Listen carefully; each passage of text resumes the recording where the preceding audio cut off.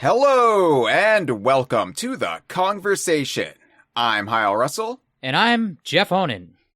And Sea of Thieves. Jeff, we're going to be talking about Sea of Thieves. Thought I'd change it up a little bit on ya for this episode. Yeah, we just lost some listeners. I know. Whoops. Oh no. Well, I meant maybe we should call Sea of Thieves something else, but still talk about Sea of Thieves. Like we'll call it Shmegoobagooba. Shmegoobagooba Season 11. You love your Shmegoobas, don't you, Jeff? Yeah, that was back when DK Vine we used to do our quarter. I was like, Hyle, we need to do quarterly audits of the website, and he said I will let you do those if we don't call them quarterly audits. Yeah. So Shmegoobagooba is what we called them for a while, and now we're talking about Season 11 of Rare's Shmegoobagooba for the Xbox Game Pass. Yeah. For Season 11 mostly was for Xbox, the Xbox family of consoles, as well as PC and Steam. And it just ended on April 30th with the rollout of Season 12 and the official launch of the game on PlayStation 5. So Season 11 was one of those seasons that saw quite a bit of substantial change to the core mechanics, what Jeff here would call the gameplay loop. Because I have a robust vocabulary. Yeah. Jeff likes to really break things down in a mathematical sense, whereas I'm more fanciful. I like my Shmegoobagoobas instead of quarterly audits. But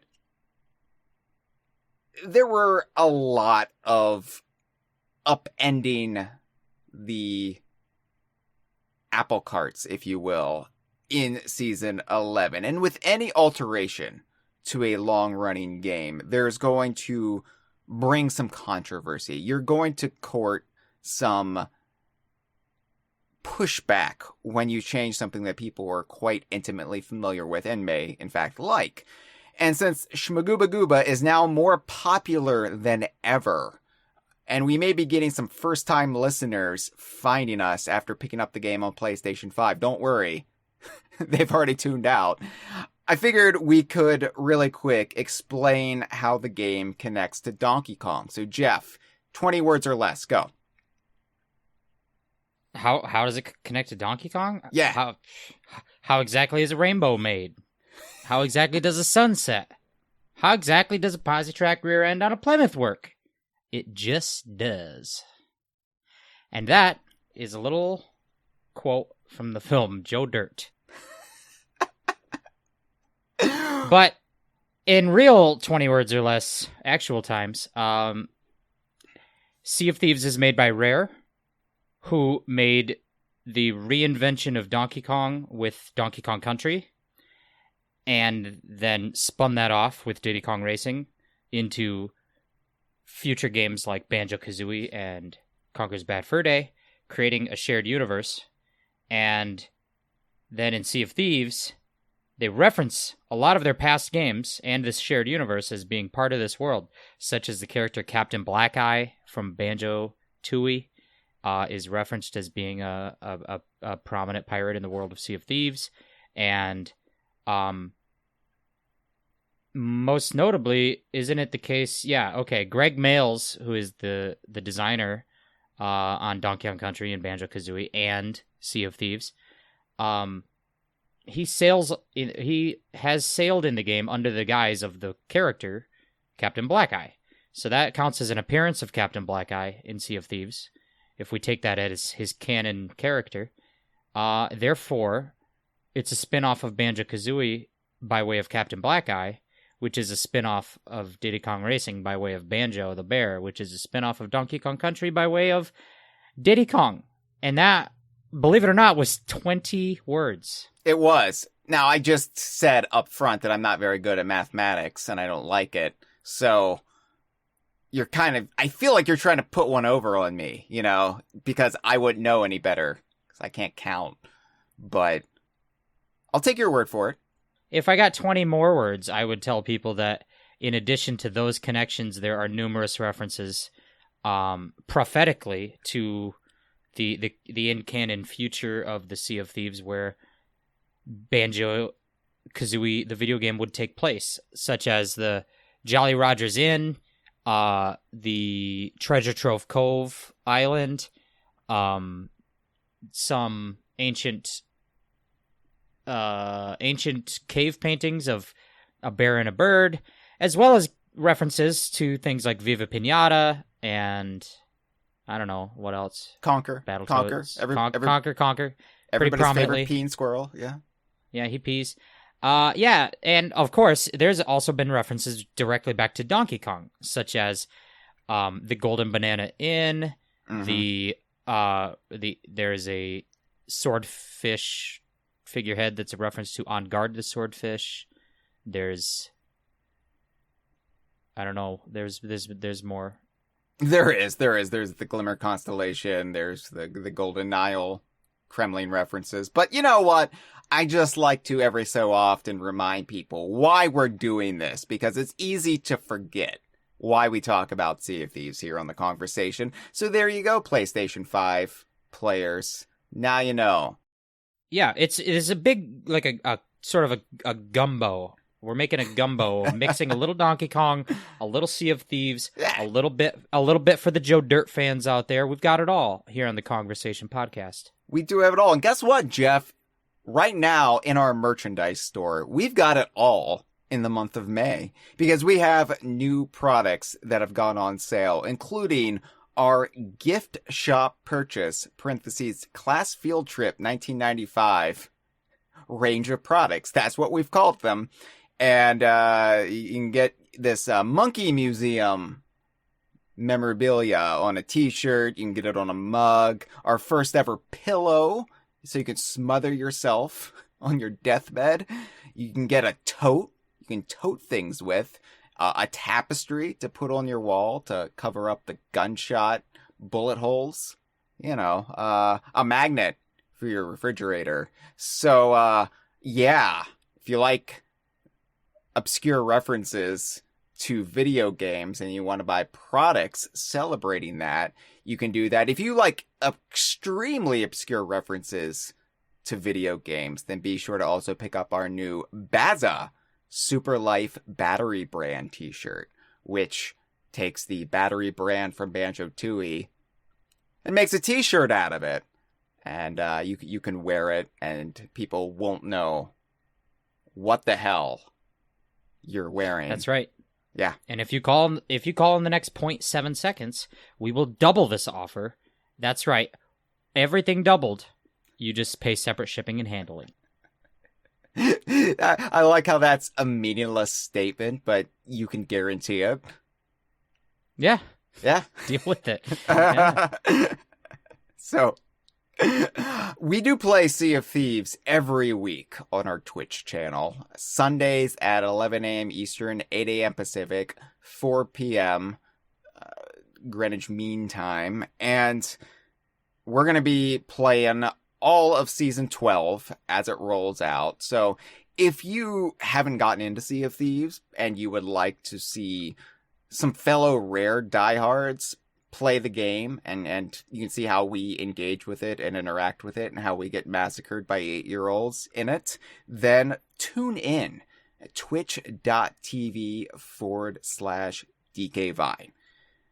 And Jeff, you also co-run a Sea of Thieves news blog with our friend Dre, and it's called Golden Sands Blog Post. Yeah, that's right. So over on medium.com, there is a blog called the Golden Sands Blog Post, and that will keep you up to date with guides and tutorials about new features, how to complete challenges, or how to engage in new content, as well as keeping you up to date and informed on time-limited content and just in general what's going on in Sea of Thieves. It's a complicated game. It's not like Tetris. There's new stuff every day. Well, not every day. There's new stuff every month. Not every month, but there's new stuff most months. So you never know what's going on. So, check out the blog. You could get there by going to dkvine.com/Golden Sands blog post. Yeah, I say often when I bring up your blog that keeping up with Sea of Thieves is a full-time job in and of itself.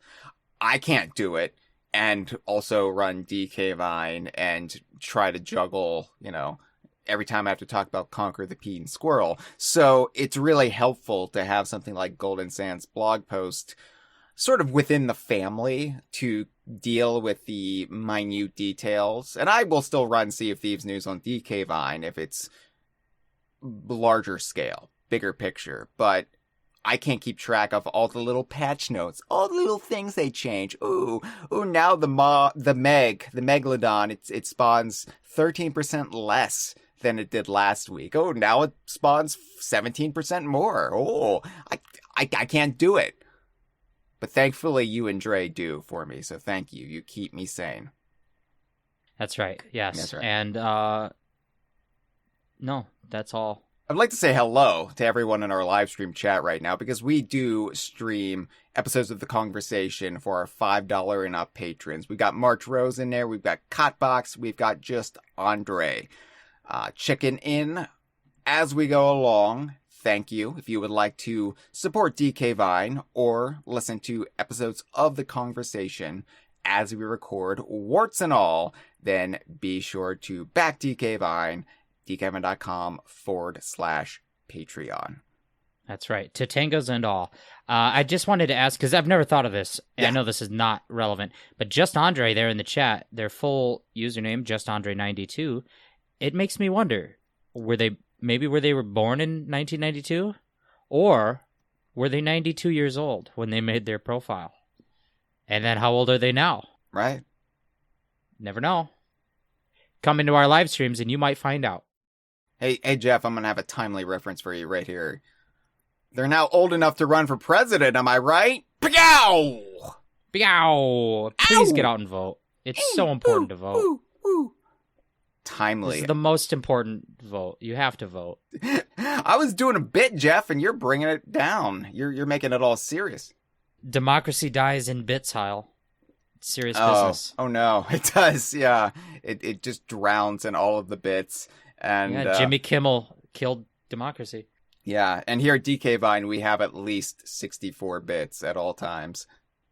Good reference. All right, well, let's Yeah. talk Sea of Thieves Season 11. Let's do it. A number that is much smaller than 64. It It's is. 1/6. They have a ways to go to get to the standard that they used to set in the 90s. Yeah. No, they're on their way. They have almost as many seasons as The Kongversation, or more. I can't remember. What season is this? This is season 12, so they've caught up to us. Right, oh, they're caught up, but not on this episode, because we're talking about Season 11. That's right. What are we talking about in Season 11? Well, a variety of things, the first of which is miscellaneous. Wow, off to a great start already. Yeah, so when we go over these episodes, kind of recapping the season, we always go through everything that happened, and I think it's best to kind of get that little miscellaneous stuff out front, so then we can get into the bigger features later. So a couple of small miscellaneous things that came with Season 11. One, they did some really improved sort of new player onboarding experiences, tutorial voyages and things. We kind of dabbled with that, and they didn't work. It was broken. This is going to be a reoccurring sort of theme throughout this episode. Something was broken within the game. I think we did a tutorial merchant voyage, and then our crates didn't spawn, or something didn't spawn. Or no, we got everything we needed, and then like the next chapter didn't start. Like the Pirate Lord, I don't know what happened. I think the problem was that they had made these like tutorials geared towards solo sloopers, and we were playing with a full galleon crew, and the game just didn't know what to do. Right, like one of us would activate a step, but then it wouldn't, like, maybe it didn't work for everyone else. I don't remember. Whatever it was, that was 3 months ago. They probably fixed it by now. I would hope so. 4 months ago. They probably work now. The idea of better tutorials is a good idea, but as is often the case with new features, they might not work perfectly right away. Yeah. But there's time. There's been 3-4 months. They've probably fixed them. They also, one of the things they've been doing with the seasons in Sea of Thieves is every season they take that special little treasure chest called the Chest of Fortune. It's a very nice chest that you can collect and unlock some cosmetics and stuff. They put it in a different little spot to find it every season. Different world event. This season, it was in the Skeleton Ship Fleet Battle world event, which they called the Fleet of Fortune. So instead of just a regular old gray, ship cloud in the sky, that cloud was, what was it? Red? Probably red. Reddish orange, yeah. Orange red, yeah. And so that's how you knew, this isn't your grandpa's fleet of skeleton ships battles. This isn't a presidential candidate's skeleton ship fleet. No, we're talking about the brand new Gen Alphas, the ones who won't get to breathe air in the future. No, this is a brand new event, and it was the Fleet of Fortune, but it was basically the exact same. But at the end of it, you'd get a Chest of Fortune. Yeah, we did one. We finally did one towards the very end of the season, because it was one of those things where I kept saying we should do that because it's in the game and we should experience it. We should sort of sample everything this game has to offer. This bounty, this buffet, if you will, the little chocolate fountain. You know what I mean? The buffets. And yeah, the Golden Corral blog post. Yeah, it's better than just a normal corral. It's a golden corral. Like, that's like a collectible in a rare game. But we never got around to it because, Jeff, you sat out a lot of the early streams in season 11. You were a busy little fella scampering about the Great Lakes region. I don't know what you're doing, but you've got a busy life. And so, part of me is like, well, I want to wait till Jeff is here, because Jeff is kind of our tactician when it comes to battles. Like, Jeff knows which way to zig when they zag. So, we're kind of waiting for you. And then when you could play, then we would have other circumstances that would come up. Like, maybe we're only sailing a 3-person crew that Sunday, or maybe we have to focus on something else because there's a time-limited something or other. Anyway, long story short, we didn't do it until I think the weekend before the end of the season, and it was fun. It was just it was regular. Yeah, I mean, I like the Skelly ship battles in the game. It's one of my favorite aspects of Sea of Thieves, just the satisfaction of sinking a Skelly ship, and I like the Skelly ship clouds, those battles, and this is just, you get a fancier chest with it, and other crews might be trying to come in and get it from you. In addition to that, we got to experience the pretty hefty sort of rebalancing of those battles, but that's something we're going to get into in a little bit in a general conversation on rebalancing. Yeah. But yeah, we didn't get around to it, which I actually think it speaks well to just like how much there is to do in Sea of Thieves, that like we went 3 months playing 3 to 5 hours a week and just did other stuff all the time and never were like, oh, let's do this battle, because we were always doing something. We were doing something. We just didn't do that. So there's a lot of stuff to do, I think is the point. But yeah. It was fine. Yeah. So what else? Season 11. There was, during Season 11, the 6th anniversary of Sea of Thieves. Sea of Thieves launched on March 20th in 2018, and that means that March 20th of 2024 was the 6th anniversary, and they did an in-game event for that, and we enjoyed that, I think. I did. Yeah, they were the special purple glinting message in bottles scattered around the shores, right? Yeah, so all of the washed ashore messages in a bottle that you normally can discover, for just like one weekend, they were all legendary. And that means that they would give you legendary loot. Really nice pirate legend loot. And that was fun. There was also like, I think you could earn a cosmetic if you did 10 of them. Yeah. And we did a whole day of just going around doing those, and it was fun. Because normally when we want to do trading company, let's say emissary, we become an emissary for Athena's Fortune or an emissary for the Gold Hoarders or whatever. And with Athena's Fortune, it usually takes a while to get your emissary level up to grade 5. Right. It's like kind of a slog because that's the Pirate Legend company. But that weekend, it was great. It was like, do a couple of these voyages and you're up there, and then cycle your flag and start again and get it, go back from level 1 through 5 again. It was great. We got a lot of treasure, and it was fun sailing around. I always drive the ship. I'm the ship driver, which is called in pirate terms the pilot.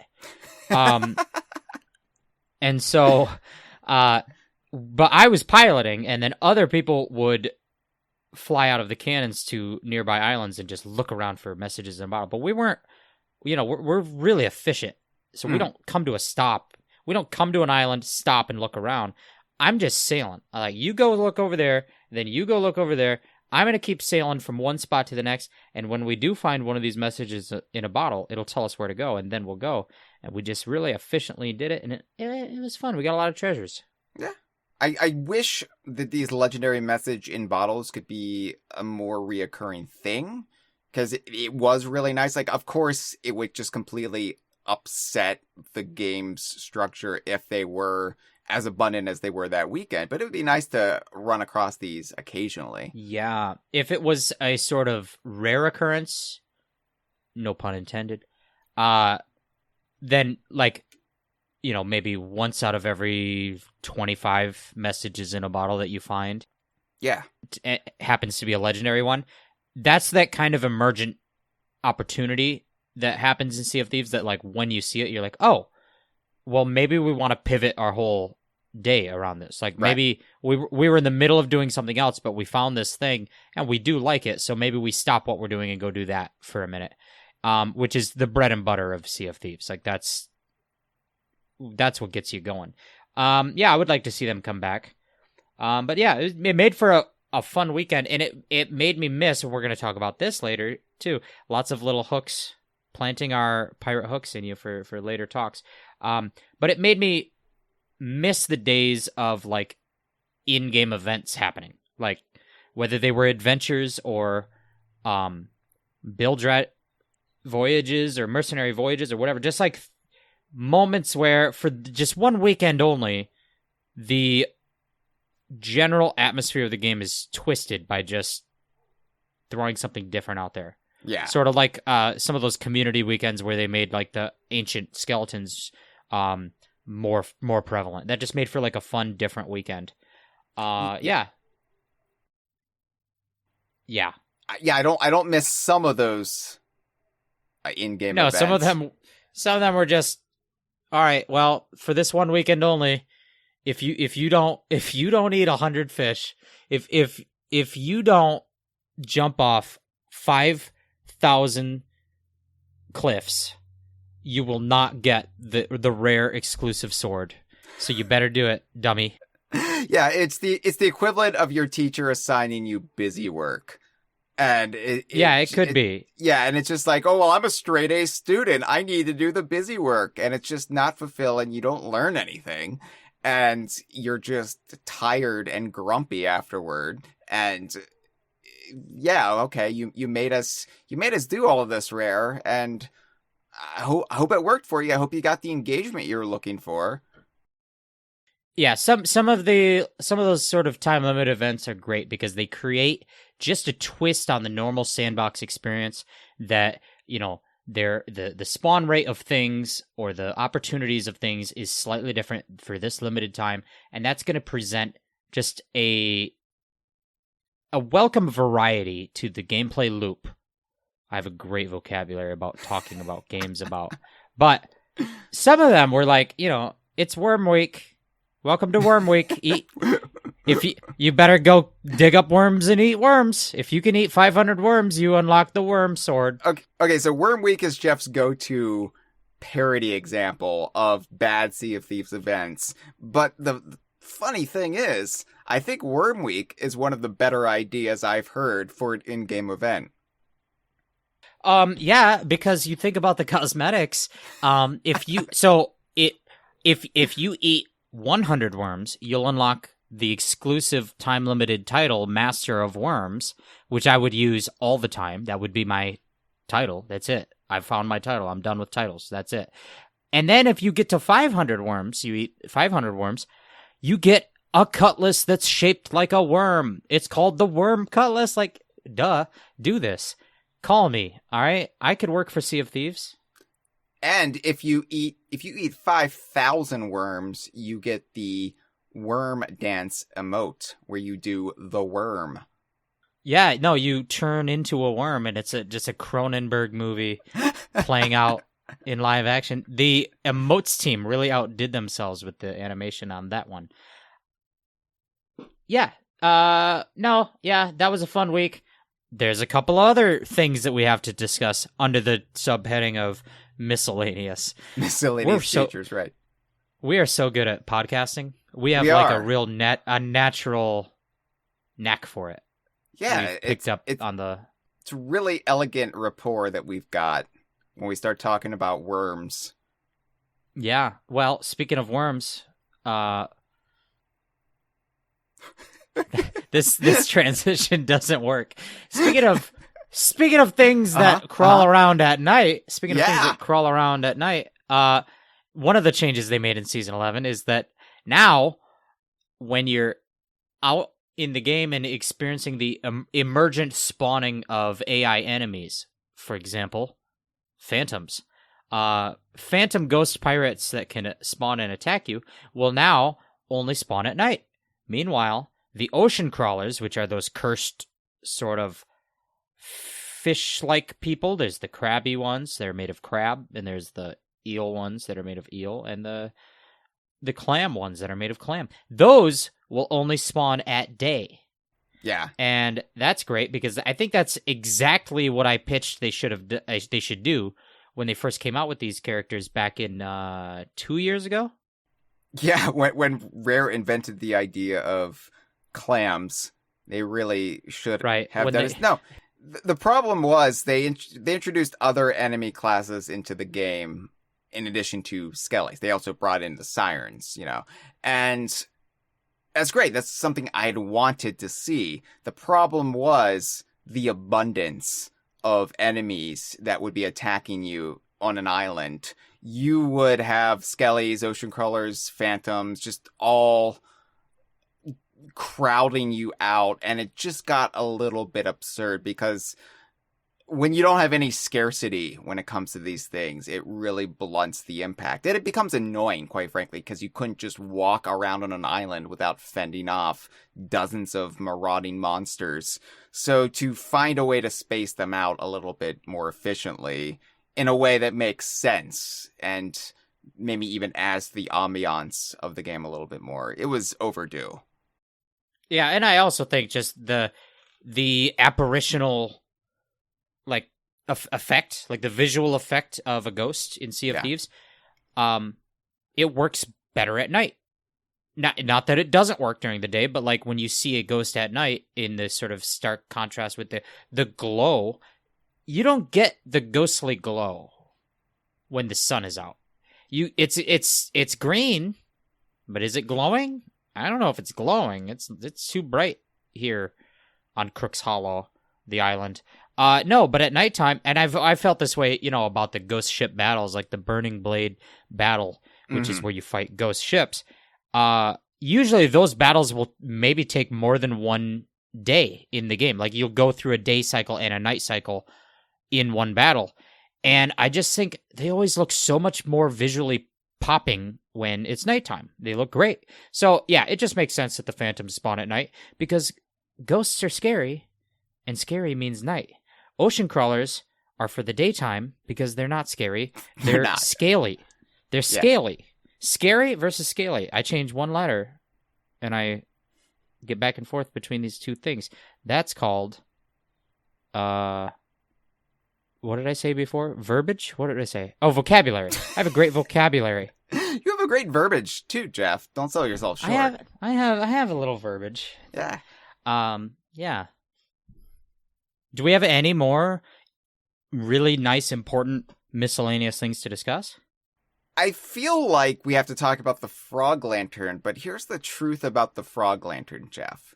The Frog Lantern was one of these seasonal rewards that you get through seasonal progression. And everybody went gaga. They went Lady Gaga over this Frog Lantern. And it's fine. It's cute. It's a frog. I don't get it myself.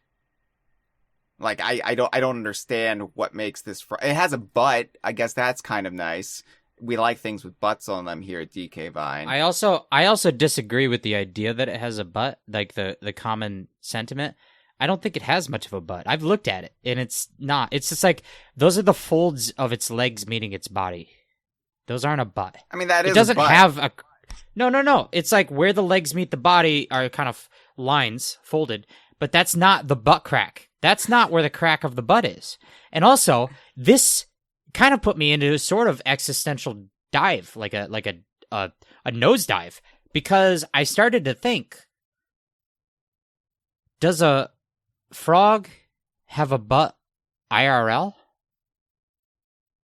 And then I realized that I don't know what the frog is like back there. I can't visually picture does it have a butt crack? Does it have a butt cheek? Does it have an anus? Does it have a cloaca, which is the all-in-wonder hole? Jeff is a big cloaca fan, for those who I love the cloaca. Yeah, Jeff's always going on about a cloaca, and I wish I was making this up. I wish this was just some sort of jokey little thing I'm saying on the podcast, but the fact is, I can't go 1 week talking to Jeff without the cloaca being invoked, and I don't know why. It's kind of like that song by the Bare Naked Ladies called 1 Week. Instead of, it says, it's been 1 week since I mentioned cloaca. Somebody match that one up for me. But someone out there, get the work. So, get on it. But, our avian and reptilian friends, some of them don't have butts or vaginas or urethras. They have the cloaca, the all-in-wonder hole. They do it all in one, and if you call now, you can get 2. We'll just pay separate shipping and handling. Jeff will double it. We'll double it. We're just going to double it. You call in the next 0.18 seconds. But frogs, we don't know what's going on back on the back of frogs, but the Frog Lantern, I think, was a nice-ish, pretty cool cosmetic. There were a couple other cool cosmetics this season. One of them was one variety of them was these trading company trinkets that you can unlock by leveling up the trading companies to, obviously, for those who don't know, trinkets are what they call the little decorative pieces that you can put on the shelves of your ship once you have a captained ship, and then you can decorate your ship up with things that you've unlocked and just sort of showcase your tastes and your accomplishments. But they have these trading company trinkets that are like plushy stuffies. Is that what they call them now? Stuffies. Yeah. Is that a sex thing? No, that's not a sex thing. No. But it's like a toy thing. It is. Yeah. There's no cloacas installed in any of these stuffies. Don't worry. But you've got those. You've also got, like, finally ship clocks, which you can get as trinkets that are actually working clocks. They tell in-game time. But this is something I have been advocating for vis-a-vis my campaign to get TT the stopwatch in Sea of Thieves. Of course, TT existed in Sea of Thieves in the sort of beta build, the Unity build of Sea of Thieves, where they test out all the ideas for Sea of Thieves before implementing them in the final commercial Unreal version. And when I went to Rare in 2016, I played the Unity build of Sea of Thieves, and TT was... I don't even know if they had this terminology at the time, but they had ship trinkets, and TT was a ship trinket. You could pick them up, you could hang them on your ship's wall. He told time. And I was like... I told Andy Preston after that, I was like, okay, but that needs to be in the real game. You're going to put that in the real game, right? And he smiled and kind of nodded, and he lied to me, Jeff, because I don't see a TT ship trinket, but they finally added the clock ship trinkets at long last. So it's only a couple more steps to get my beloved TT from off of Diddy Kong Racing in Sea of Thieves. Almost there. Almost to the promised land.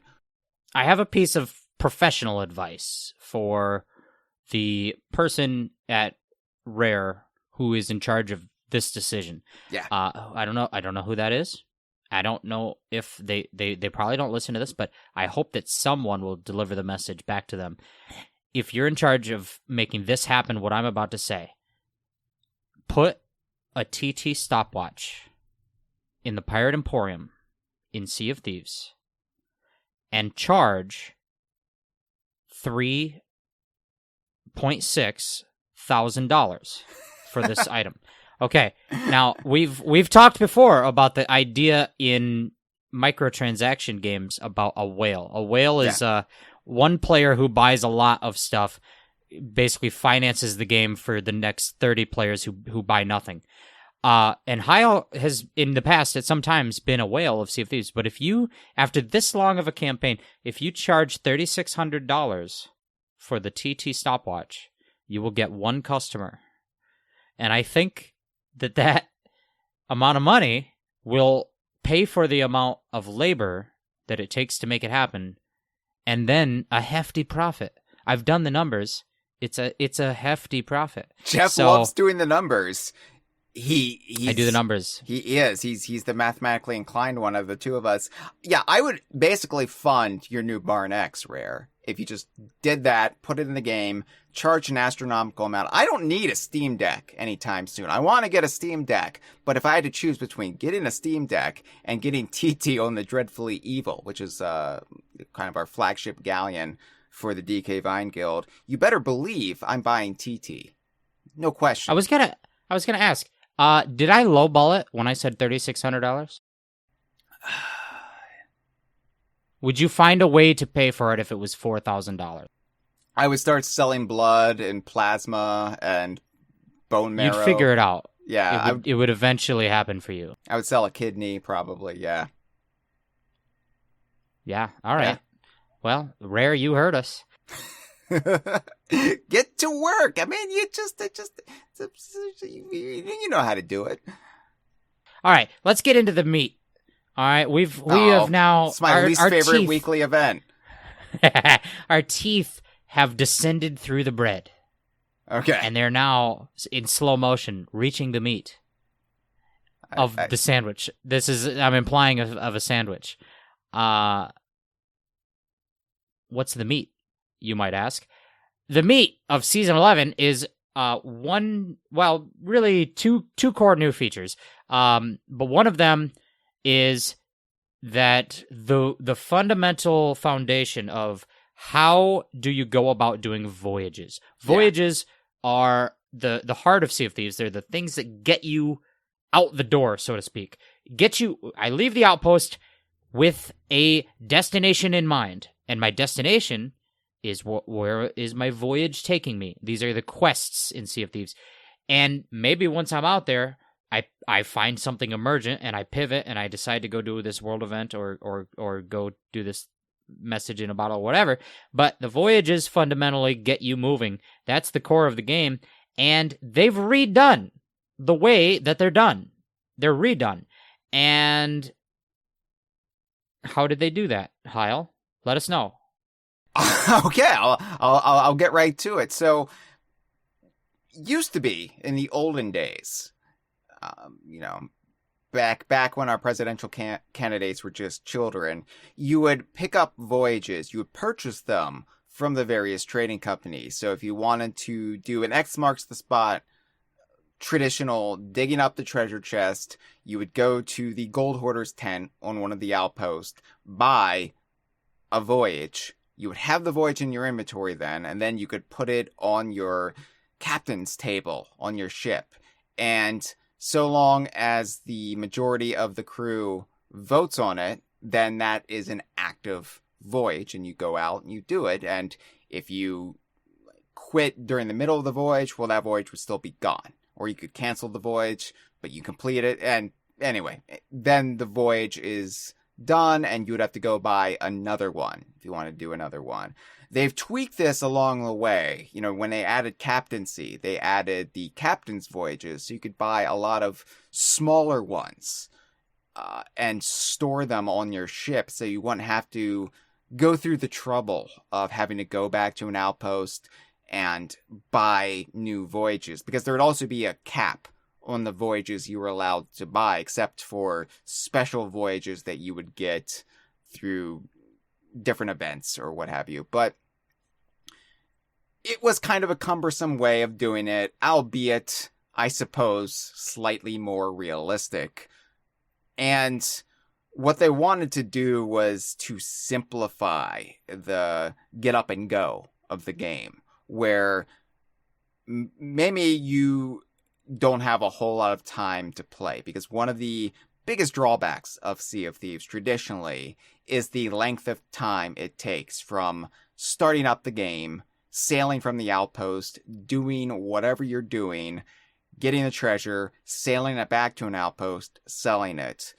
Because a lot of things can be tacked on in the expanse of time that takes, from getting attacked by things like the Megalodon or the Kraken or Skelly ships. Or another player. Another player, yes, which is the big one if you're playing in high seas. So they wanted to really still have that option for players, but also simplify the whole process. So if you only have an hour to play, you can get in a worthwhile little voyage, sell the treasure, get in and get out without a lot of fuss. And they reworked it into this new system called the quest table.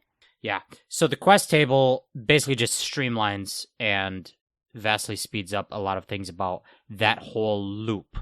One, once you go to the quest table and decide what quest you want to do, in that menu, you're going to have access to every type of quest that you've ever unlocked, which includes voyages as well as tall tales, which is a huge boon because it means that I don't have to, sail to some specific destination to vote up a tall tale. I could just start it from my ship. Just go to my ship, look at my log here, look at my menu, and see every type of quest I could want to do. They're all there. I'll pick one, put it down, and my crew can vote on it. Let's do this one or that one. And that immediately is just a nice quality of life thing to have in terms of cutting out that whole process of, well, go talk to the right person in the world and get the quest you want and pay for it and then have it take up inventory space, manage that inventory. Like, just simplifies everything. Yeah. But probably the bigger change here is that once you've picked a quest, you then are presented with a choice. You can choose to sail to that quest, which is basically just how the game has always worked. It will tell you where you need to go, and then you get in your ship and you go there. You look at the map. I'm here. There is there. I will go to there. The other option, though, a new option, is to dive. Diving is a feature that was introduced for the first time in Sea of Thieves Season 8, when they first brought in the Sea of Thieves Battle Hourglass battles. Yeah. I'm good at words. I have a great vocabulary. The verbiage is off the charts. It's so good. So when they first brought in the Hourglass battles, which is where the faction battles, I represent the Pirate Lord faction, and I want to go immediately to a battle against another ship that is representing the Flameheart faction, the Reaper's Bones. So they created this system where your ship will sail out to sea and it will dive beneath the waves and basically enter into a loading zone. And on that loading screen, you'll wait some time, and then your ship will ascend and resurface on a new server immediately where you want to be. And in that case, it was immediately in the middle of a battle against another ship that also dove to meet you there. So if I want to engage in PvP, if I want to fight another player's ship, I dive, and another player dives, and then we arrive somewhere and we fight each other. That's great. that system has now been repurposed to be usable with basically anything you might want to do in Sea of Thieves. Almost anything. All of these voyages, instead of having to sail from point A to point B to start a voyage, you can dive and immediately arrive at point B. That's a rhyme. That's how you know it's true. You dive and then you arrive. So I think that this fundamentally reduces probably one of the biggest pain points of the game. What you were describing of the time sink of getting a session in. If I'm going to play Sea of Thieves, even if I'm just going to do one voyage, the time investment can be substantial. So cutting out that first part, that like getting going part, that getting set up part, just jump in the game and get to what I want to do, that alone might take over half an hour of your life, of your human lifespan, which is, sadly, probably less than 80 years. Reduce that half an hour. Bleak. Cut out the boring part.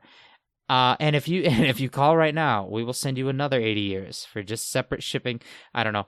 Jeff's gonna double it, but you have to call now. Our phones are not ringing. I don't know why that's up. I'm looking at it. Yeah. So no, but this is, I think, even more than what you might immediately glean at first blush. This is a really smart fundamental change to the game, because if you cut out, if you reduce that early part of the time, the part where you're at an outpost and you have nothing of value and you have nothing to do, and you sail to an island and that takes you some time, and in that entire time you have no treasure and you have nothing to do.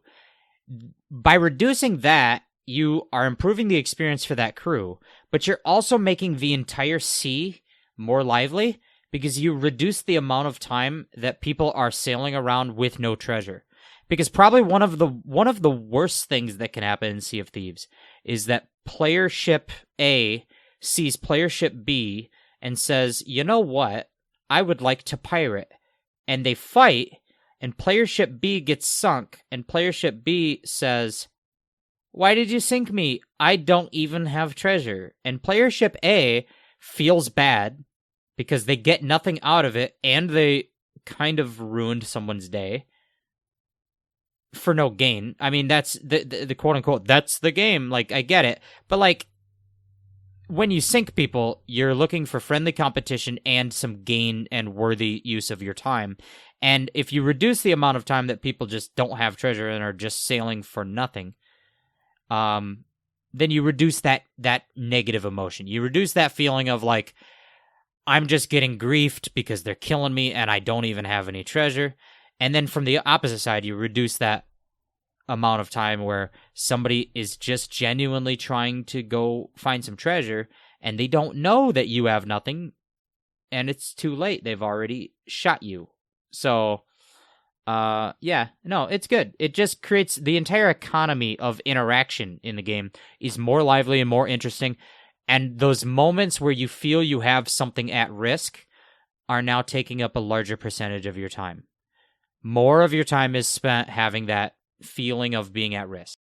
I was skeptical when they announced this change, because for me, it made it sound like, oh, we're implementing fast travel. And of course, for me, part of the appeal of Sea of Thieves is the fantasy, the romanticism of, I am going to set sail. And to just say, okay, well, now we don't really need to set sail. We can just magically dive under the waves and get to our island really quick. It's like, well, that just kind of kneecaps what the game is. That just makes it into more of a video gamey experience, and you lose that sailing simulator that Sea of Thieves does pretty well. But it turns out it's not quite that. It comes with limitations, so you can't just be diving all the time. because if you dive, you do lose any treasure that's already on the ship. So you've got to still sail that treasure back to the outpost, or you dive to the first island, and then you sail to all the other islands as you accrue treasure along the way. So it doesn't actually destroy the fantasy or romanticism of the game, as I feared. It just kind of speeds up that initial process a little bit, which has really paid off, because I've noticed in Season 11, like, my in-game profits are far larger than they used to be. Yeah, it's reducing the specific part of that loop that was the least interesting part. Like the getting started, the getting going part. Yeah. Once you have treasure on board, you're back to the way it always was. You've got to sail. You've got to go to an outpost. You're at risk of losing that treasure. You have the option to push your luck and collect more treasure, but the more treasure you collect, the more you're going to lose if you don't. That's a core element of the game. That pushing your luck and weighing the risk versus the reward. But it just reduced that dead zone, that empty period of like, well, I have nothing of value. I have done nothing, and I am just spending an entire half an hour just to get to something happening. It reduces that part, and that makes the whole game feel more lively. And we've been enjoying it. And like, I feel like we've gotten used to it really quickly, but like, we're not diving all the time constantly. We're just sort of, like I said, we're getting going quicker, and then we're just into the game faster. Yeah. And once we are, now we're going. We're off, and we're to the races. That's been great. In addition to that, it offered us some different options in terms of voyages that we didn't used to have. Most notably, probably, is the option to dive directly to a world event on demand, which normally those world events, like the skeleton forts, the skeleton ship fleets, the Burning Blade ghost ships, and the Ashen Winds battles, and those things. Normally those are randomly generated events that you could stumble upon as you're sailing around the server that you're on. But now they've added the option to dive directly to one, although it is a sort of twisted version of one. They call them raid voyages, and they are done on the behalf of a trading company. So let's say I wanted to do a skeleton fort, but I could pick the company I want to represent. Whereas normally, a skeleton fort that pops up emergently, if I do that event and I get the treasure out of the vault, it's going to be a wide range of mixed kinds of loot of all the companies, and it's going to be a lot of loot. On the flip side, if I do a raid voyage for a trading company, say the Merchant Alliance, I will dive directly to a skeleton fort, and I will get to do that event and experience that gameplay. But then when I get to the end, I will get a vault that's just Merchant Alliance loot, but is also somewhat substantially less total loot, like less valuable loot. So it's a sort of fast way to engage in this gameplay process, the joy of doing a skeleton fort, for example, and more focused in terms of what loot I'm getting out of it. But then the downside is that the reward is less, which I think is fair, because those sort of more emergent ones should be valuable. Yeah, it's been really fun for me, and it's how we started a few of our streams recently. We've been doing some... First thing, right out of the gate, we'll just start with a raid voyage on a skeleton fort, because I progressed far enough with Athena's Fortune, the Pirate Legend trading company faction, where I can now buy Athena skeleton fort raids, where you're guaranteed to have some Athena treasure in that vault once you clear the skeleton fort.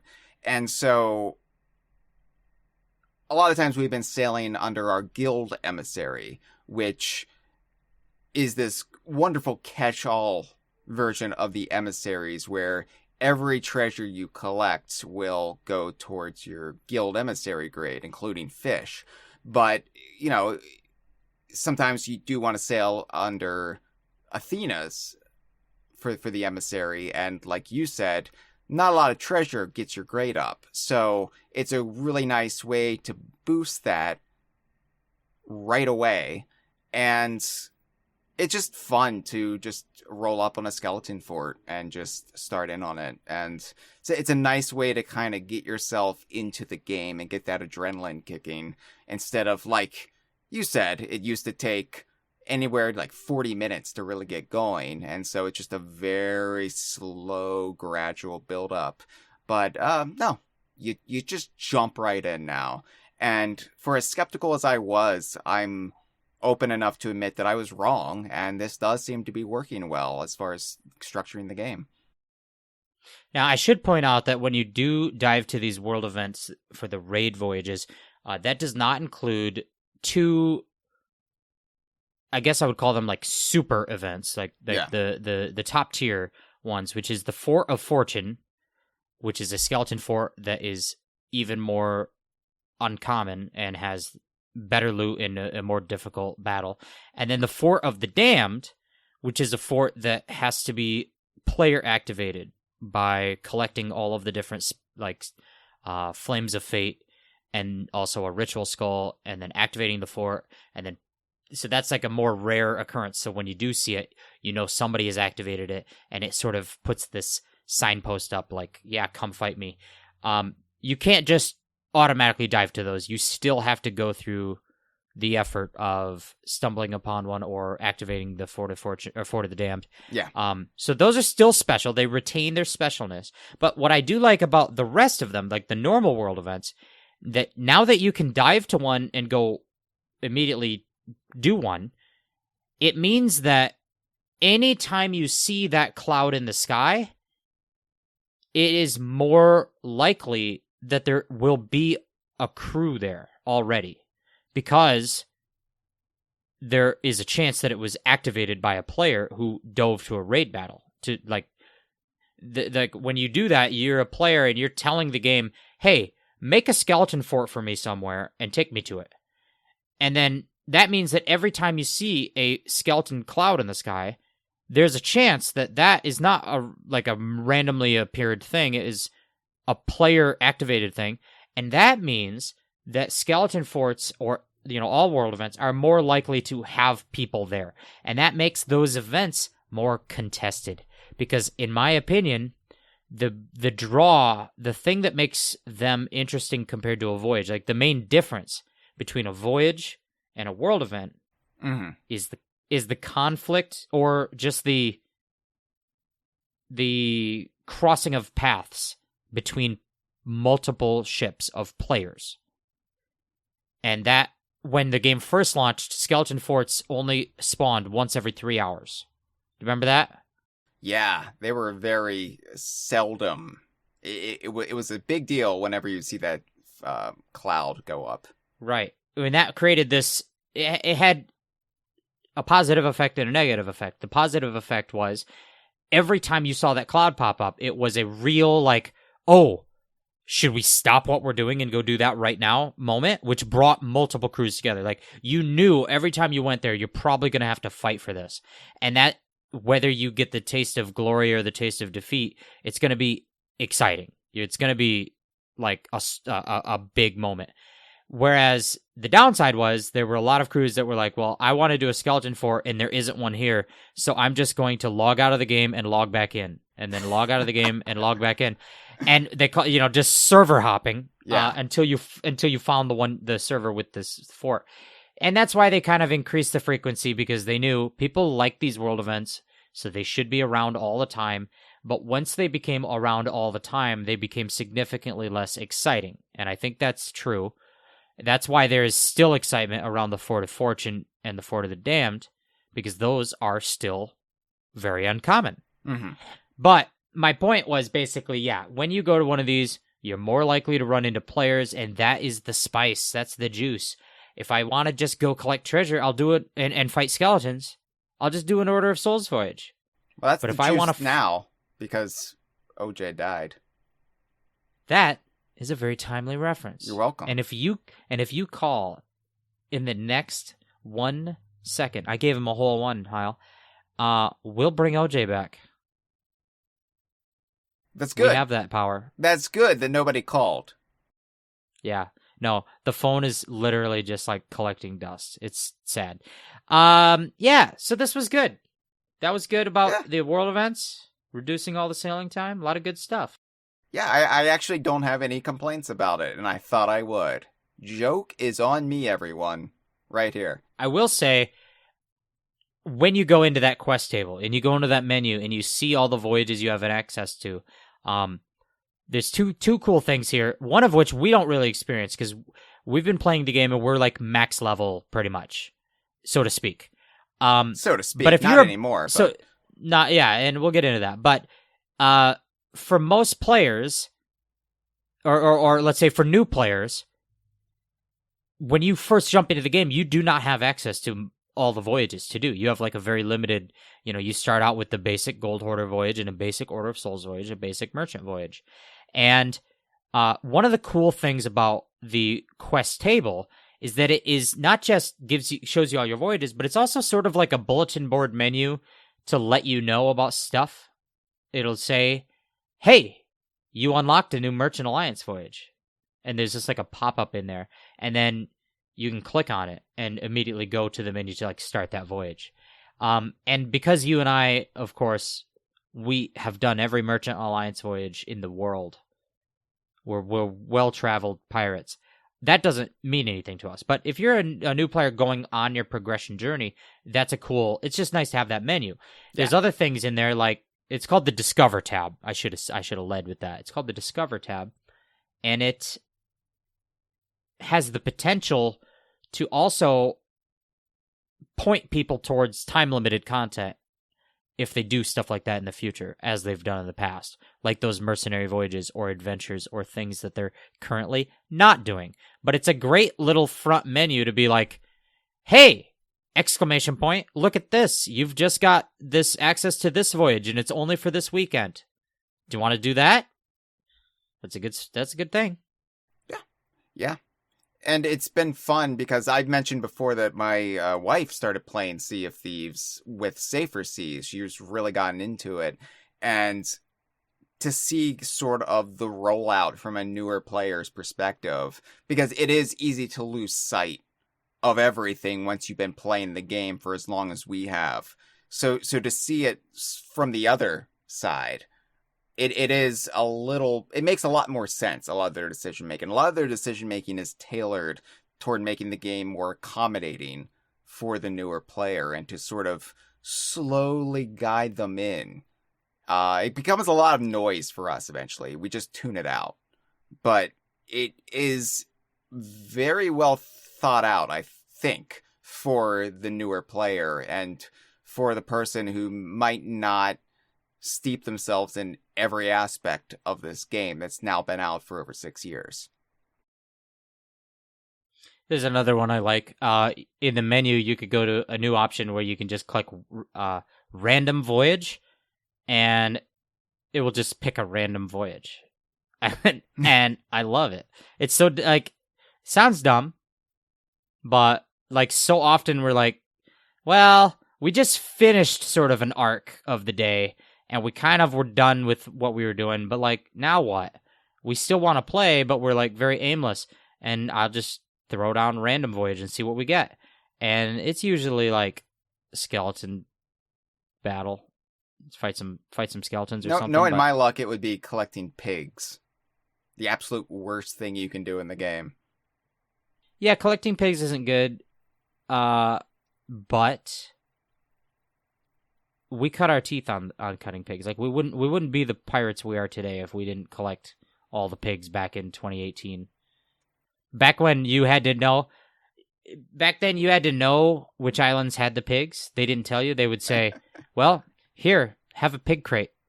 Good luck." Yeah. And then you would just like memorize. Like, people would ask me. People like you, Hyle, would say, "All right, hey."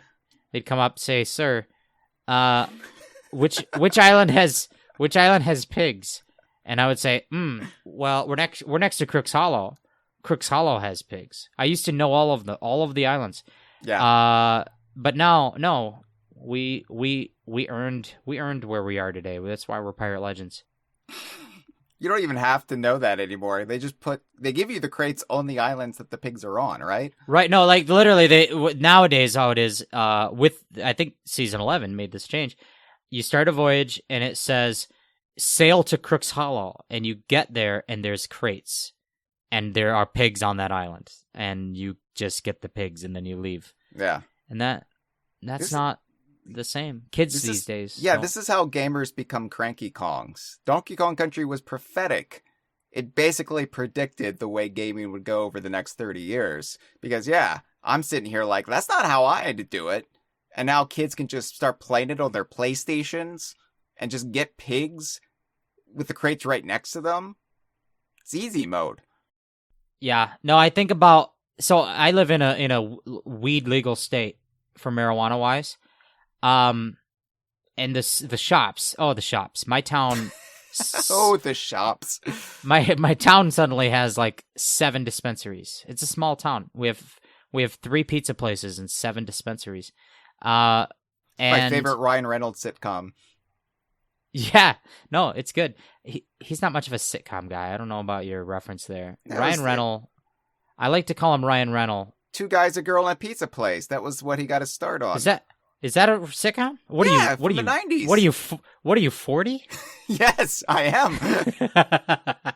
I like to call him Ryan Reynolds because that's the way I pronounce the word rental, as in like a video at the store. Hey, tell me your dispensary story, Jeff. We got it. So the dispensary thing. Yeah, no, I was just saying like they sell pre-rolls, which is just like a joint you buy already in the paper, ready to smoke and light up. And I'm just like, kids today, what? And then I see that and I'm like, oh, this is how it feels. This is how my grandfather feels when I pay someone else to change my oil on my car. Exactly. 1 to 1. Yeah, just the metric just shifts each generation. Kids don't even have to know where the pigs are. No, they just get their pigs next to the crate. They buy their rolled up joint. And they do a little TikTok dance. It's infuriating. Yeah, it's Carlton from off of The Fresh Prince. They're doing the dance. You know the dance. That's for us guys who are 40. Now, other than the voyages on demand, which is a big moment, like being able to have access to all your voyages at all times without having to sail to an outpost, without having to buy the voyages, without having to sail to the voyage if you want to dive directly, that's a big feature. But another big feature they did was taking all the different discrete experiences in Sea of Thieves and saying there should be a type of loot you can only get from that activity. Loot being treasure. Yes, loot being different kinds of treasures that you can find.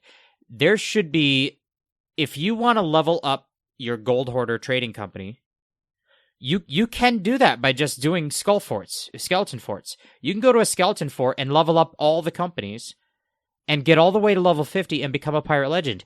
But if you become a pirate legend, if you become level 50 gold hoarder without ever doing a gold hoarder voyage, what does that say about the game? Like, what does that say about voyaging?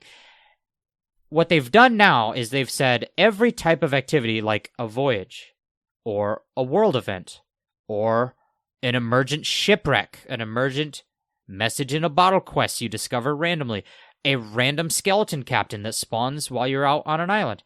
All of these activities should have a treasure that is exclusive to that activity. Mm-hmm. And so they say, yeah, you could get to level 50 gold hoarders without doing a gold hoarder voyage, but you'll never see these treasures, and then you'll never get that commendation, which means you'll never unlock this certain cosmetic reward.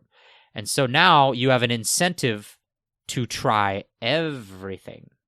Yes, and that includes diving into shipwrecks. There's exclusive treasure to be found within the sunken ship holes. And, it's nice because it, for one thing, creates a more visual variety in the game. Even beyond just all the metrics, beyond the, oh, you've got to tick this number up because you got to get all this so you can unlock that. Beyond all of that, it just makes the game more interesting to look at, Jeff. I agree.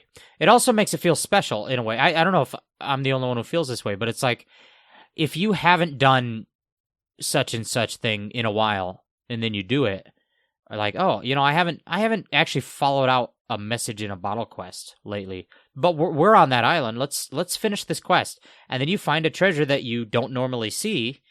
You're just like, oh, that was worth my time. I got this different thing.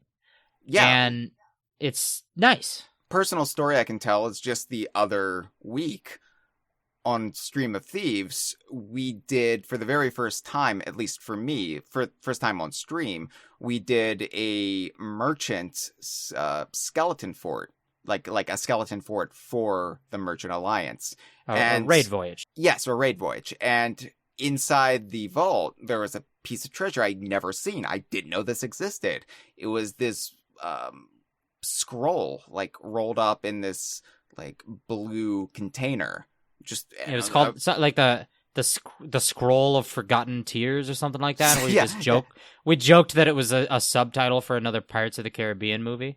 Yeah, but it was just so unlike anything else in the game, and I'm just like, wait, what is this? It's like, oh yeah, they've got new treasure attached to everything, and so it was kind of exciting, and I wanted to hold it a little bit, and just like, look, it doesn't take a lot after 6 years. It doesn't take a lot to get me excited about the game. You just have to kind of tweak it just a little bit, and it just feels like a fresh experience for me.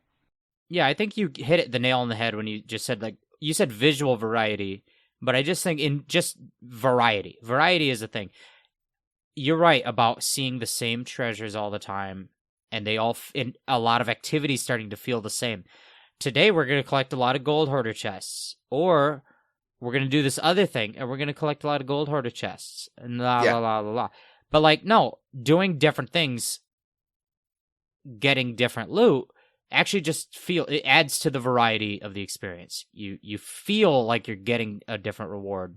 I can't begin to tell you how, like, tiresome, because once you get to a certain high level, at least traditionally in the game, you would just mostly get the same type of chest. So you would get the captain's chest, the gold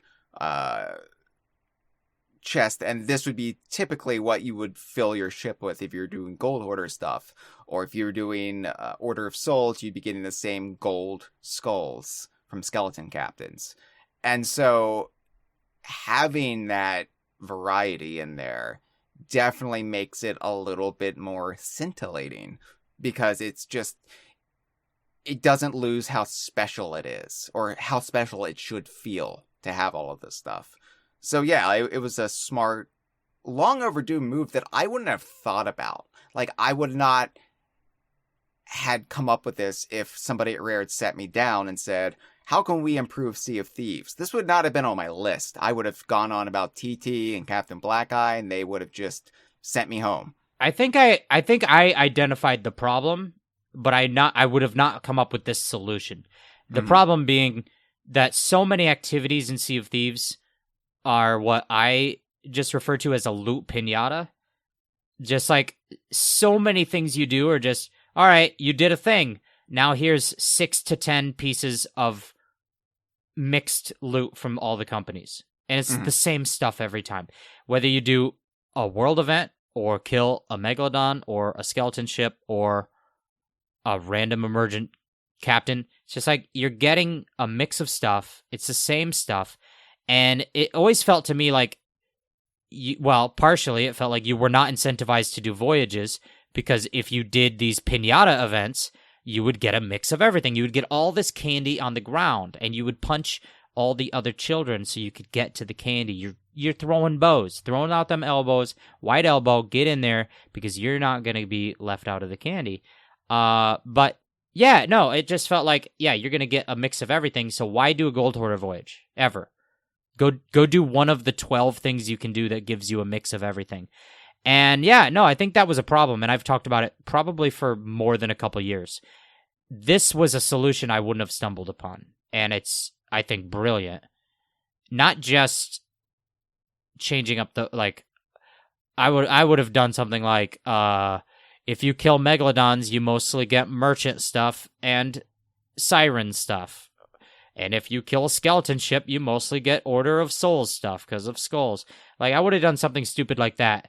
So, but the idea would be to reduce the pinata element of it and make it feel more predictable what specifics of loot you would get. And this is a different direction I think is smart, where just everything has something exclusive. Mm-hmm. You're only going to get that thing when you do this, so that's the incentive to do this. Yeah. And that new kingly treasure, I like the way it looks. It's marbly. Is it marbly? Yeah. Is that what it is? I think so. Look at it and I say, it's marbly. Marbly and diamonds. Maybe it's marbly. I think some of our audience is British and they probably won't get that reference. No, also some of our audience is not 40. Are those commercials still on? I don't know. Maybelline? Yeah. Are any commercials still on? Huh? Yeah, who watches commercials? They watch TikTok dances now, Jeff. Come on. I watch live sports. I'm the only person in our friend group that sees all the commercials. I also don't pay for Spotify. So that's a big one. Well, you're a pirate, yeah. Yeah, no, I think, I am a pirate in the game and in the life. That thing about the loot and all the other stuff, it ties into a greater trend this season of just general balance, because they made it probably one of the biggest efforts since the game launched to go and rebalance specifically voyages and events that you can do, like the activities that are in the game, whatever activity that is, a voyage for a company, a world event, a emergent activity. They've gone through basically every single one of those and balanced them for the variety of loot, the kind of loot, the value of loot, the amount of time spent. Everything has been rebalanced. They've reduced like the amount of sailing time it takes to complete a voyage. This voyage is worth this much money, so why does it take an hour and a half and have you go to 7 different islands when it could probably make you go to 3 islands and it would be worth the time or whatever? So they've took a look at that, and it feels like it was in one sense it was overdue, but on the other sense it's just like this was a good time to do it. Yeah. With everything else they did to rework the front end of how you enter into a voyage, this was also the time to say, let's look at each of these voyages and make sure each one of them is worthwhile and fills a niche. A quiche. I have a great verbiage vocabulary. And yeah, this has been great. We talked already about doing a skeleton ship battle fleet of fortune. And in terms of one of the rebalancing things was like, we haven't done one of those in months. Maybe 100 months. And when you sink one of the ships, they now give you like a really ample amount of time to collect the treasure before the next ship pops up to attack you, which I thought was one of those things that was always annoying. It's like, all right, there's a skeleton galleon, let's sink it. Okay, let's turn around and get the treasure, but also now there's 2 skeleton galleons and they're all attacking us while the treasure sinks. They've given you ample time. They've sort of tweaked, how many waves does it take? How many ships are large ships versus small ships? A lot of things have been tweaked for the size of your crew. So if you're playing on a sloop, the amount of time it takes to do stuff has been reduced because you're only one guy, you're only one pirate, you're only one person. And so you're already taking longer to do everything. So give me meet me in the middle here. I'm taking forever because I only have one set of hands. So maybe you should reduce the time to do some of these things. And they've looked at all of that. Yeah, like I said, I don't really have any complaints about this aspect of Season 11. It's not really sexy to talk about because it's a lot of under the hood stuff. It's just, as you would say, quality of life improvements to the game. And a lot of the stuff is not even things that registered as a problem for me. And then it's changed, and then it's different, and you're like, oh, I guess this is actually way better than it used to be. Yeah. One of the things that we've engaged with a lot that I've often thought about is when you are leveling up through an emissary flag, going up the grades, One thing we always do is we call it cycling the flag. Yeah. You get to grade 5, you go and you get your emissary quest, which is now a lucrative quest. It's going to give you a bunch more good treasure really quickly. You vote down the flag and get paid for it, and then you go do the emissary quest, which is going to give you enough treasure to probably get you back to grade 5 again. And then you go sell your stuff, and then you vote down the flag, and you just do this. It's sort of like a loop. It's like an endless loop. You almost can get caught playing longer than you want to, because you're like, well, we got to grade 5, we got another quest. You guys want to do this quest? And you eventually just hit a point where you have to say, let's ignore the quest. Right. I've kind of clocked that as like a really messed up balance, that the way we did it made sense to do, but it shouldn't have been the way that it worked, because it seems like the whole point of being grade 5 is that you now are you're increasing the reward at the cost of increasing the risk, because you're making yourself a lucrative target. But if every pirate on the seas has the logic of, the second I'm grade 5, I'm going to go sell everything and put it down, then you're not a target. Like, you're going to be a target for all of 15 minutes and then you're done. And so what they've done now, they've fixed that finally fixed that. If you cycle your emissary flag, you're going to lose that lucrative quest. You're not going to just get to keep that. You have to still be an emissary to keep that quest.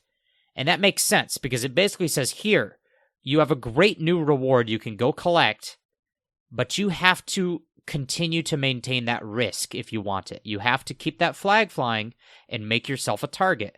And that feels better balanced. It balances I'm getting more stuff, but I have to flaunt myself as a target to people if I want to get that more good stuff. It makes complete sense, and I do understand why they did it. I did enjoy the way we would exploit the system. I did enjoy not being a target for like all but 10 to 15 minutes, as you said. But I'm not going to sit here and say, oh, they shouldn't have changed it. It's like, yeah, okay, they caught us. Hand in the cookie jar. All right, fair play.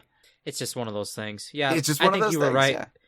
When you said it's not sexy to talk about, I think I just talked about it for a whole 5 minutes and then remembered it wasn't sexy. And you're like, I'm still flaccid. What's happening here? This is not turning me on. Well, you know what does turn me on? What? Watching numbers go up. Yeah, because another thing. I noticed in your show notes here, you wrote number go up with a smiley face. Yes, and it's not like an emoji. I didn't put an emoji inserted into the text. No. It is just a colon and a closing parentheses, because I'm 40. That's how I smiley face. But speaking of 40, is a number that I'm going to go up to in 10 years. Yeah, bragging. I'm a baby. But meanwhile, I've been playing the game since it came out. I'm already at level 40. Ooh, well, guess what? The level cap has been raised. That's a big thing in season 11. If you call now, we will double it. We'll double it. You call in the next 0.18. Did I say 18 already? Let's call it 0.94 seconds. We're going to double it. You pay separate shipping and handling, and we'll even throw in some tongs. Tiki tongs. You get these tongs. Did you say sticky tong? I said tiki tongs. You know, I thought you said sticky. Oh, okay. Tiki tong is a character. I know him. He can make you sticky if he does. He might. He's got the. Doesn't he spit the banana? Yeah. Bukkake, Jeff. Well, unfortunately, no one called. I'm by the phone. I didn't get any call, so we'll have to save that sticky for next time. The deals will keep getting better as we have more in unsold inventory. But in Season 11, they took the progression of Sea of Thieves, the trading company reputation system, and they said, well, a lot of players are max level. We're going to need to raise that. And it's not the first time they've raised it, but they also had a more longer-term solution, and we'll talk about both of those things. First of all, you can now level up to level 100 in most of the trading companies. Which makes sense. I say most because the Hunter's Call is still not getting much attention whatsoever. No, and it's a shame. It's a shame. I'm trying to get all my fish But once I get all my fish, they better do something with it. Yeah. They could add, what's another thing in the ocean? Clams? Yeah. No, they already have clams. Well, yeah, but not clams you eat clam for. No, clamming. I read a book once when I was in grade school, and I don't remember the name of it, but there was a guy whose profession was to dive for pearls. He would dive under the ocean, swim down, and open up a clam and get a pearl. And there was a big, giant manta ray that was, like, hunting them. I don't remember. I just remember the very long, drawn-out descriptions of them training their lungs.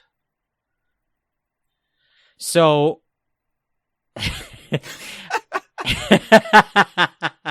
don't know the name of the book. It's fine. But going up to level 100 is nice because for you and I and other people who play every week, you've probably been at max level in all the companies for a while now. At least not main Reaper's companies. Bones, but yes. Not Reapers, maybe not Athena's Fortune, but no. The original 3 trading companies, certainly. And so now getting that sensation of like, well, today we want to do Gold Hoarders and do Emissary and try to get into the Ledger or whatever, but also we're getting to watch number go up. Smiley face. Number go up. I like that. It reminds me of back in the first couple months of Sea of Thieves, our good friend Mitchell sort of derogatively said that Sea of Thieves is a mixture of the game Cookie Clicker with a Skype phone call app. And I was like, I'm mad at you for being right, for saying such a true but mean thing. But no, the game is better than that now. Don't worry. We're not in 2018 anymore. And now the number can go even more up. Smiley face. Smiley face. It is nice. Level 100 just seems like it should be the default number. You know what I mean? Like, maybe it's Pokemon that ruined my brain for this, but it just feels like, yeah, level 100 is what you should be striving for. And, of course, you run into the problem. What do you do when you get to level 100? Because then, number don't go up no more. I know you've set me up very well, segue-wise, into the next thing, but I just was, like, thinking about you playing Sea of Thieves the way you would play Pokemon. Just, like, getting to Pirate Legend without ever leaving the outpost. Pretty good. Yeah. No, but Hyle, as you alluded to, this is sort of a kicking the can down the road solution, right? They already have raised the level caps before, so raising them again is just delaying the problem of number not go up, which is a problem. We are in agreement that number not go up is a problem, but they have at the same time introduced a much longer term solution, which is called distinctions. Distinctions, I put parentheses in our notes here. It says prestige system. And I don't know if that terminology, I know you probably don't know it. What do you mean? I don't know. I don't know the terminology prestige. No, but like as it relates to video game. Oh. No, I don't know. I was laughing though because Rare really has to break out the thesaurus because they have to constantly come up with new terms that effectively mean the same thing. Yes. Distinctions is the latest in a long litany of terms like renown, progress. Renown, reputation. Yeah. Favor was one. Yeah. What else? I mean, there's at least 3 more. But yes, Rare, like myself, own a thesaurus. We have a expansive vocabulary of words such as distinctions. In fact, they actually haven't used the word prestige yet. That could be another one. That's next. Yeah. We're waiting on prestige. But when I say prestige system, I don't know how ubiquitous this is, but this is what my brain calls it. And it goes back to the game Call of Duty 4 Modern Warfare, which was the first of the Call of Duty series to turn what was just a standard shooter into a sort of MMO progression game where you level up your character in the way that you level up Sea of Thieves.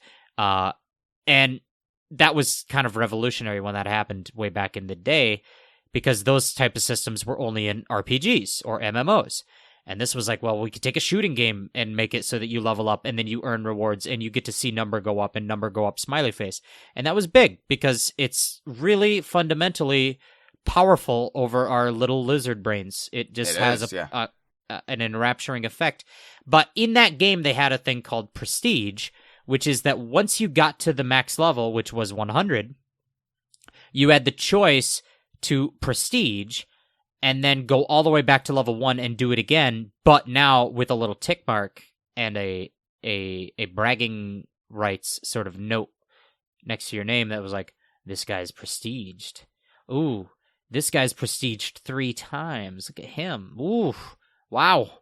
And Sea of Thieves has now done the same with, they call it distinctions. You now have the option, once you've maxed out a company at level 100, you can go back to level 1 and level it again. But you don't go back to being like at the beginning of your journey in terms of what you've unlocked. You still keep your cosmetics, and I think you keep the voyages you've unlocked. But you just get to watch number go up. Smiley face. And as an add a little perk, as a little bonus they threw in because they called in 0.00003 seconds, you get rings for every finger potentially. Yes, it is a Sonic game now because you can get rings. So each time you proceed, you unlock a ring, which is a new kind of cosmetic. You've never been able to equip rings before. It shows sort of the company. It's a gold hoarder ring is going to be gold and gemmy, whereas a merchant ring is going to be blue and silvery and etc. But also they get more pizzazzy the more distinct you are, the higher distinction you are. I'm so good at words. You are. And yeah, you can equip them. You have 10 fingers, as far as I'm aware, and you can equip rings to each of the fingers and just sort of show off. I think that anytime I've ever been killed by another pirate in Sea of Thieves, I feel like it has happened too fast for me to check out their hands. Yeah. I'm usually looking at their feet. It's not so much of an outwardly blingy like thing as like their jacket, or their skin if they are a skeleton. I'm like, hey, this guy has no skin. I bet he's really good at PvP. Or the game is just failing to load in their skin right now. That could happen. In Sea of Thieves Season 11, you never know. But yeah, no, I think overall, balancing the voyages, reducing that sort of jump in time, putting the voyages all on the quest table, letting us dive to where we're going, letting us have access to everything, giving us exclusive treasure for every different activity, and now also raising the level cap, raising it to the point of being able to go through the distinctions up to 5 times each and just never end that number go up smiley face moment. All of that really fundamentally has improved the core loop and improved the just basic foundational feeling of like moment to moment activities in the game. Like, what am I doing? Why am I doing it? What am I getting? And all of that. Yeah. It's all been just really resoundingly revamped. Yeah. Now, with the new comes the quiet retirement of the old, Jeff. And they didn't really talk about this. They didn't broadcast this. This was a very subtle thing that only eagle-eyed players may have noticed. But remember Adventures? Adventures, I do. Yeah. They were so long ago. Yeah, the last adventure was something like, was it March of last year? I want to say it was closer to June, maybe May. Maybe it was May. Okay. It was a lead-in to the Monkey Island Tales, which came in August, I think. Yes, it was a quiet lead-in because they didn't broadcast that it was actually setting that up. It was kind of a twist in the Monkey Island Tall Tales themselves. But yeah, adventures, they had 11 of them, I believe. And they were these time-limited in-game... It might have been 12. 12? That one might have been the 12th. Because there was a gap. There was like 11, and then there was like 4 months off, and then they had that last one. Yeah, I don't know because there's no adventure tab anymore, so I can't check. But yeah, these were sort of similar to the year one events like Hungering Deep, where you would have this big thing happening in game, time limited, and it would affect the game world. It would kind of drive the narrative of Sea of Thieves forward. And they rolled out adventures. They would like have so many new adventures per season, and it was a real big focus of the game until it wasn't. And all of a sudden adventures just became more spaced out, and then they just kind of stopped. And at the time I thought, oh, okay, well, they're focusing on the Monkey Island tall tales, so there's no time for adventures. But then adventures never came back after the Monkey Island tall tales. And there was talk, oh, are they just not doing adventures anymore? And then during the course of season 11, and I'm not really sure when, and I asked around, I asked our friend Dre if they knew, and we've been able to pinpoint it to some point in season 11, they quietly removed adventures from both your like online profile and in the game itself. So you can't check past adventures, you can't check what you did. The only evidence they ever existed were the things you unlocked if you played them.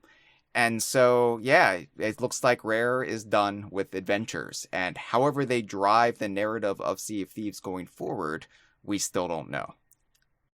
Yeah, I want to say that they publicly confirmed this like a long while ago. Oh. That they were not doing more adventures. I want to say Mike Chapman might have done it in one of the Trade Expo like interviews, I don't remember it could have been a Gamescom or something, some interview somewhere where he was asked.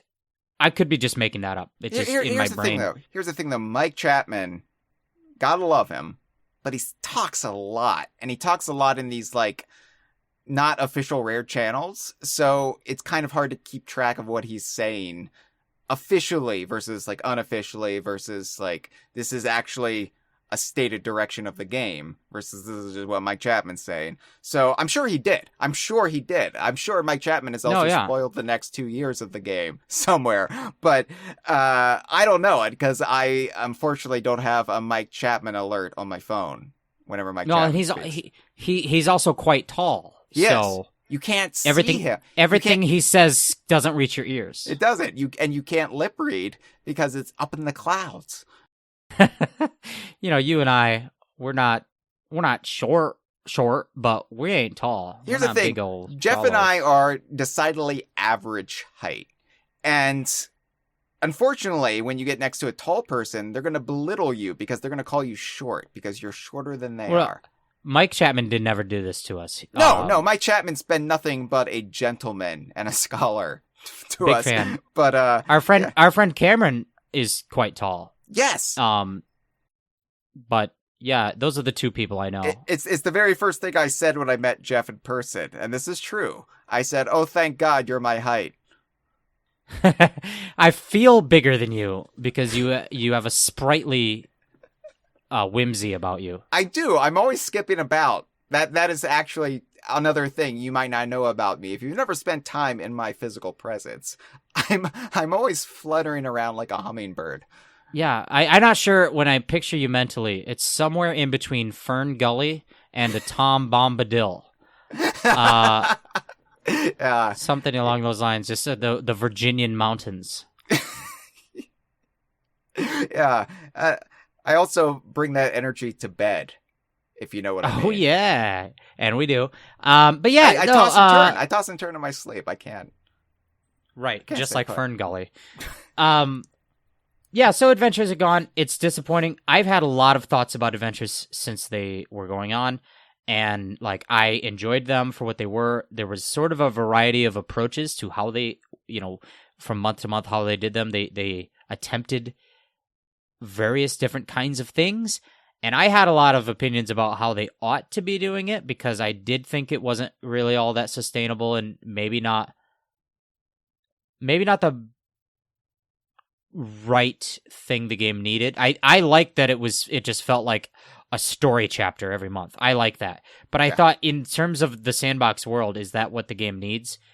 Like a 1 hour long discrete story activity every month that has a high budget.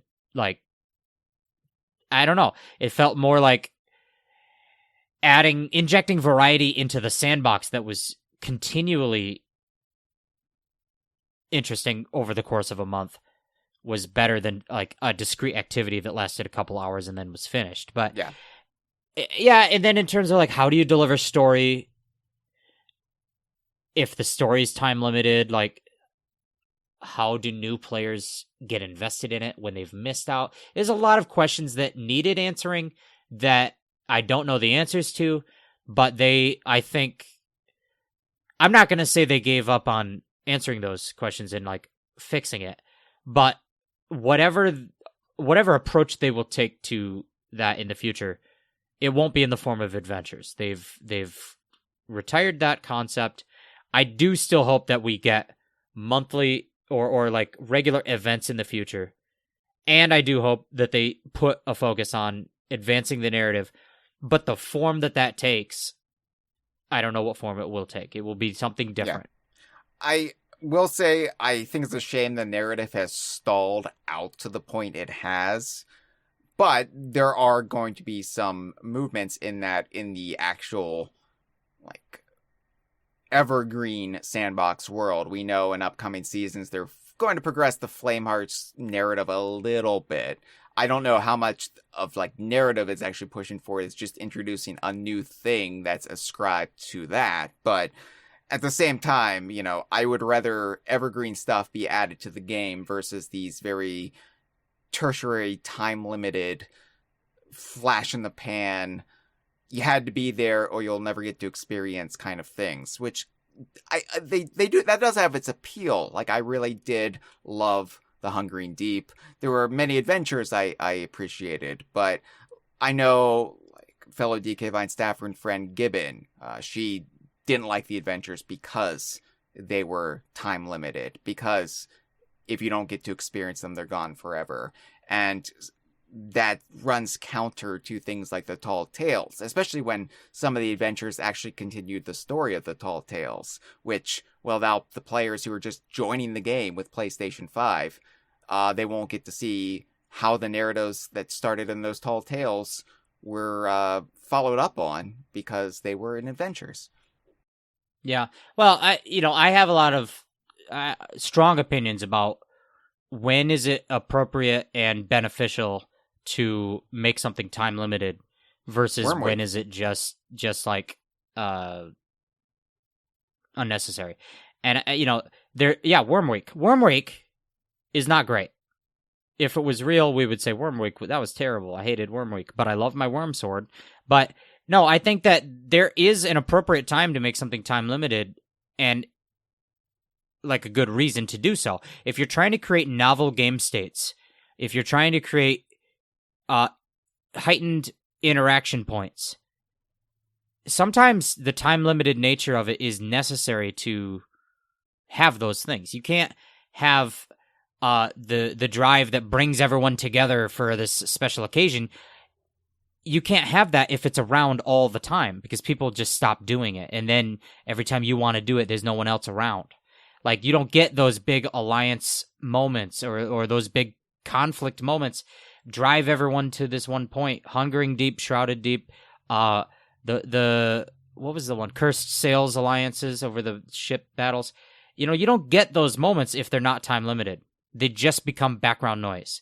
Yeah. Other things like, for a limited time, all the rowboats in the game have explosive barrels attached to them. Like, that's exciting and fun because it's a twist on the usual gameplay and because it's for a limited time. If it was just all the time, it wouldn't be interesting anymore. It would just be a thing. So I think there's a time and a place for that. I think that telling the story is probably not the thing that needs to be time limited, because people don't want to miss out on the story if they come in late. So, and some of the adventures did a good job of that. Another thing that makes sense to be time limited is if you have something in the game that drives interaction and almost tutorialization of a brand new feature, like, hey, we've got this time-limited thing that's like launching with Season 12, and it says if you go do this thing during Season 12, there's a story attached to it, and you get some stuff. That makes sense because it's highlighting something new, and then it stops making sense as soon as that thing is not new. Like, that is a great way to highlight content. By making something time-limited, you're drawing everyone's eyes to it.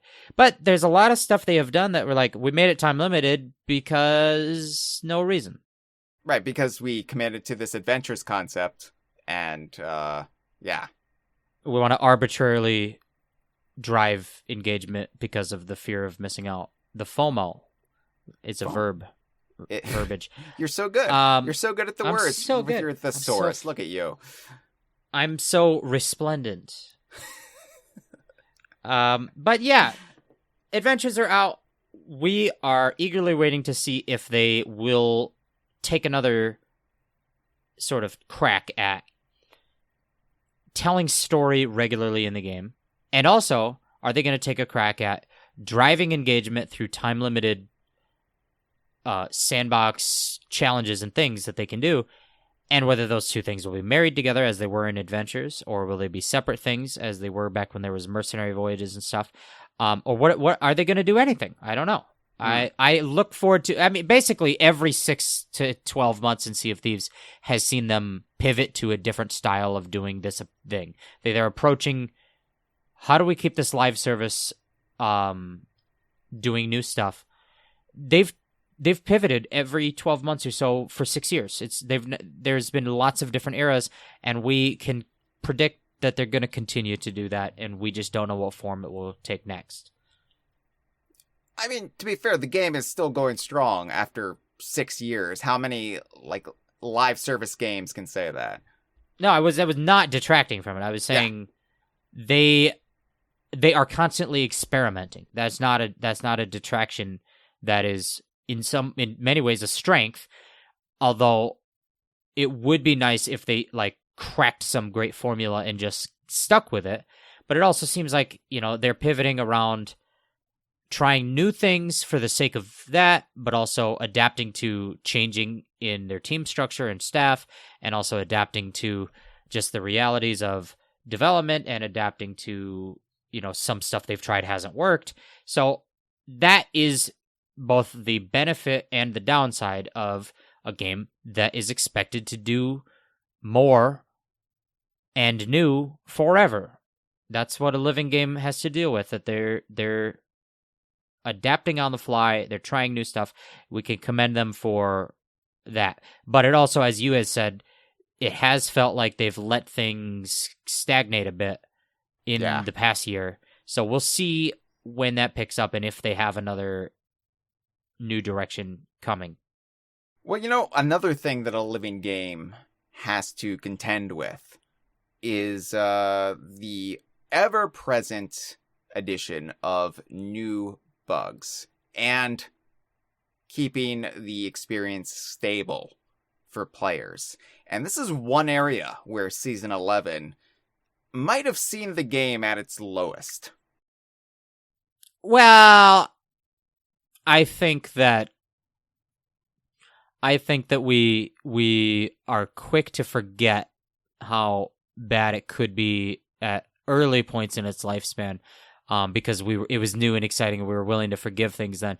I think that once you get the game healthy, once you improve the game to a certain point, then it's really pronounced whenever it takes a step backwards. But I would hesitate to say this is the game at its lowest in that regard. But certainly it has been at its lowest in a long time in the realm of stability, bugs, and just general health of the game experience and how the game should be operating as expected. Yeah, this has been a little rough. And look, I'm not somebody who complains. I understand the realities of keeping something like this afloat. So I'm not entitled, right? This game has given me over 6 years of enjoyment and fulfillment. So I'm not going to be somebody who's like, excuse me, can I speak to your manager, please? And I've got Craig Duncan's number in my Rolodex, so I can just actually speak to their manager. But you know what I mean? Like, it's not something that I'm going to get really upset about. I'll be like, ooh, that's rough now. Really hope they fix that. But Season 11 has seen a lot of bugs, a lot of game crashes, a lot of things that have just cropped up unexpectedly. And I think the one stream we had the other week was just, aside from the times we couldn't even log into the game, it was probably one of the worst streams we've had as far as just getting beset with setbacks that weren't our fault. Yeah, no, we've had, especially the one stream we did where we were trying to dive to faction battles in the Hourglass factions. That was probably the worst stream we've had in a long time in terms of the game's functionality. And I think part of that is that we were inviting a lot of these bugs because we were switching servers regularly, and maybe that was causing the instability. Like, if you're on one server and everything's working fine and you stay still, things are going to work fine. But if you're hopping servers 7, 8, 10 times a stream, then you're just going to run into these bugs. But yeah, no, it was bad. We were falling through the floor. We were disappearing from the ocean. I respawned after. So there was one, we were diving. We were trying to do faction battles because it was a Golden Glory weekend. So reputation and profit are doubled. We called right now and they doubled it for us.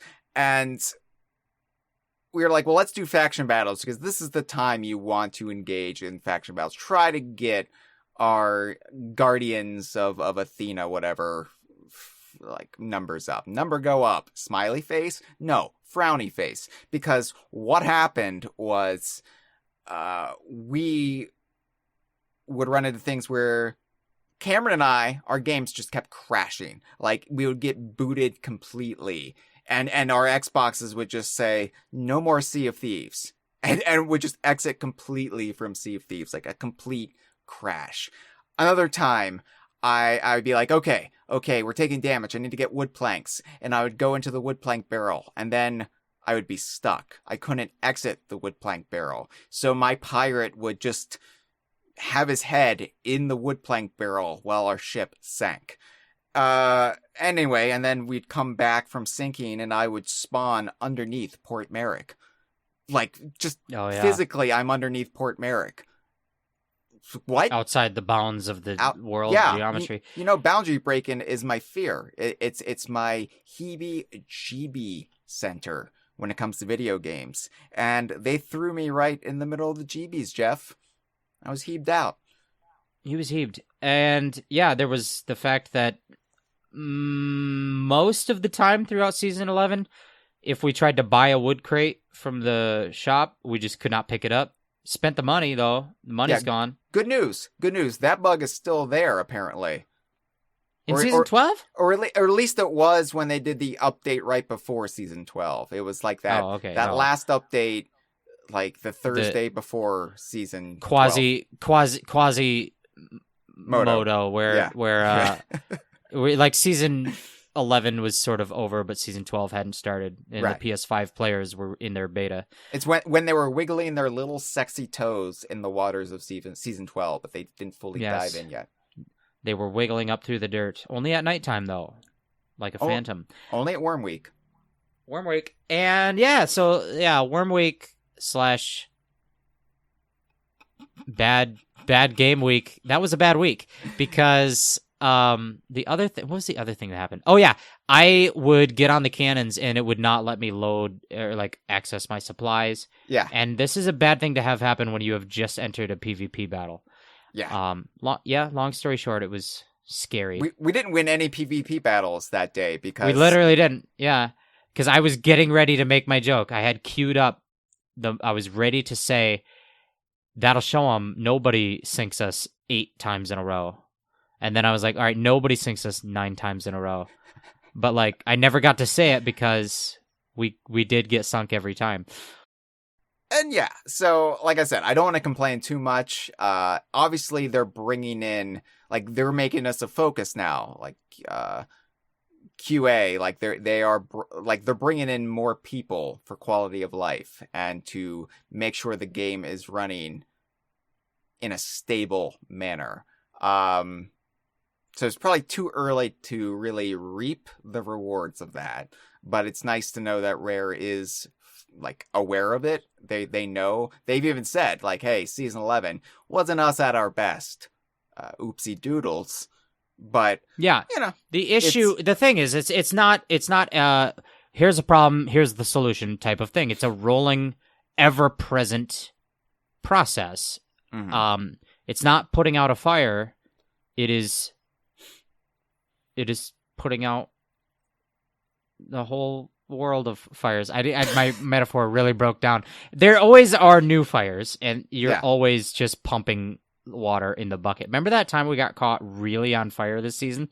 This was last week, right? It was the last stream we did before we did this episode. Yeah, that was the most on fire. Milky Ninja was so we were actually doing a fort, and like every Fort of Fortune. It was a Fort of Fortune, and every crew on the server was contesting it. And so we did most of the work on the fort, but then the other crew started snooping about, and one of them was Milky Ninja or something like that. And Milky Ninja just kept throwing fireballs at us, firebombs, like, take that. We got so on fire. But the good news is we did not sink. So we sank a couple of sloops. Yeah. And Milky Ninja kept killing us with his blunderbuss in a one-shot attack with a bunny hopping maneuver, but and then kept throwing fires. Milky Ninja did not sink us. We stayed afloat. We fended off Milky Ninja as best we could. It was the most on fire I've ever been in my whole Sea of Thieves life. The number of fire kept going up, frowny face. So yeah, there was like something like 4 emergency patches last season, like an enormous game reinstall, and it's still not to where it needs to be. But yeah, it's frustrating, and I hate it. And I'm like, fix your game, Rare. But at the same time, I also understand they're aware of it. I'm sure it's causing plenty of stress at Manor Park and elsewhere, and it's one of those things with bugs. Like I said, it's like it's a constant struggle. It's not a problem with a solution. There are new problems every day and new rolling solutions. It's sort of, bugs popping up like worms in the night. Yeah, I was going to say, hopefully when we sit down and we talk about season 12 on the Kongversation, whenever that is, we can say less bugs, more worms. More nugs. More pre-rolled. Those are weed words. Weed week, wormweed. I don't know, man. I'm getting tired. No, it's fine. It's fine. Because we're kind of wrapping up here. Obviously, the end of season 11 started seeing the soft launch on PlayStation 5. And so you would have things like the PlayStation 5 closed beta. And, Jeff, you made fun of me earlier. You called me a whale. Now, I liked it when you called me a sprightly man, Tom Bombadil, the Fern Gully fairy. I like that. But when you call me a whale, it makes me think I'm Brendan Fraser, but not sexy Brendan Fraser from George of the Jungle. I was thinking Encino Man, but sure. I'll take Encino Man, Brendan Fraser, for sure. Yeah, he also hangs out with hobbits. But the thing about that, Jeff, is it wasn't entirely wrong. Because while I don't necessarily buy out the Emporium every single update anymore, I can't afford it. And since captaincy, our ships pretty much are set, aside from wanting to add more trinkets. So I don't really feel the need, there's a new Halo ship set. Well, quite frankly, I don't care. But the PlayStation 5 closed beta, it would be like, you pre-order the premium package of the game, and you can experience the PlayStation 5 closed beta, which will net you an exclusive Dauntless Adventurer sail and title. And it's similar to the Brave Vanguard sale and title you would get if you participated in the technical alpha for the, I guess, Xbox One, back before Sea of Thieves officially launched. Now, I don't own a PlayStation 5, Jeff. And I don't know. Yeah, we know. I don't know if I'll ever get a PlayStation 5 because I got to get a Steam Deck. But if they add TT to the Pirate Emporium, I'm going to be spending quite a lot of money, bone marrow money, to get TT. So, I talked a little bit about this, and I was like, I don't want to be one of these suckers, these marks. I don't need this exclusive stuff because you can't use them on the Xbox. And I play on an Xbox Series X, so what's the point? Like, it would show up in my Pirate's chest if I play on a PlayStation 5. Okay, I'm not going to do it. I'm not going to do it. Jeff, I broke down and I did it. I pre-ordered it on PlayStation 5. I don't own a PlayStation 5. I own PlayStation 5 games that Playtonic released, or whatever. PlayStation 4, maybe. I don't have any PlayStations, though. And I had the Idaho crew log in my account, and they jumped in the closed beta for me. And I got my Dauntless Adventurer sale and title that I can't use. I'm proud of you. Yeah, I can sleep well at night. I mean, it's a tossing and turning sleep, restless, but I can still sleep at night because I did not miss out on a sale and a title that I can never use in the game. Yeah, I am not a registered therapist, so I'm not sure how to help with all of that. I hear you though. No, and I'm here for you. I will say the launch on the PS5, and I don't know, this might be a talking point in our season 12 episode. I don't think there's much to say about it, other than it's an incredibly exciting time for Sea of Thieves. We had some negative stuff to say in this episode about the stagnation of the sort of ongoing narrative and month-to-month events, the issues with the game's stability and bugs that we had, especially in the latter half of Season 11. But we also know that they're working on those things, and they have a lot of cool stuff that they've already revealed, a lot of the cool stuff that they're doing in 2024. But just like, in terms of the game's, I guess the health of the game's popularity and ongoing support, it launched on the PlayStation 5. It is not a small thing that this is the first Rare game ever released on the PlayStation. Like, that's major, right? Right. And it gives them access to a massive new pool of people that could play the game because, of course, a significant amount more people play PlayStation than Xbox.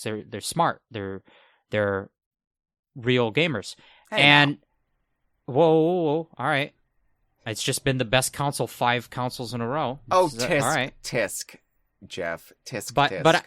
But in spite of that handicap of being an Xbox IP, Sea of Thieves also announced a major milestone this past couple weeks during Season 11. Yeah. They reached 40 million players. Obviously, that's not 40 million concurrent players. That's 40 million players who have picked up Sea of Thieves at some point in its existence. Yes, that's true. But the point is, it's been a while since they've clued us in on those numbers. Yeah. And I like to see number go up. Smiley face. Smiley face, yeah. So when I get told they got 40 million players, I think, one, that's a huge milestone for the game. But now that they have access to the PlayStation 5 audience, Hyle, they're going to double it. This has been a File 2 production. Que rico.